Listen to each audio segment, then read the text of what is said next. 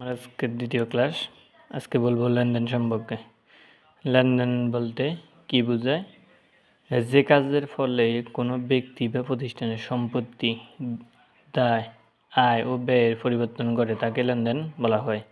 হিসাব সমীকরণ বলতে কি বোঝায়? কোনো প্রতিষ্ঠানে একটি নির্দিষ্ট সময়ের মোট সম্পদের পরিমাপ মালিকানা, সত্ত্ব এবং বহির্দায়ের সমান হবে, তার সমতা প্রমাণ করাকে হিসাব সমীকরণ বলা হয়। হিসাব সমীকরণের বর্ধিত রূপ।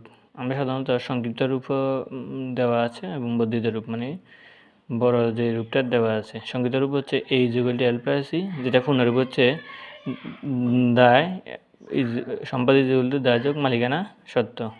আর বর্ধিত রূপ যেটা, এটা হচ্ছে L+C+RE-D, যেখানে আমরা দায় সম্পদ সমান দায় যোগ মূলধন যোগ আয় ব্যয় বিয়োগ উত্তোলন। এতে অ্যাসেট মানে সম্পদ, এলতে লাইবিলিটি মানে দায়, সিতে ক্যাপিটাল মানে মূলধন, আরতে রেভিনিউ মানে আয়, আর ইতে এক্সপেন্স মানে ব্যয়, ডিতে ড্রয়িং মানে উত্তোলন।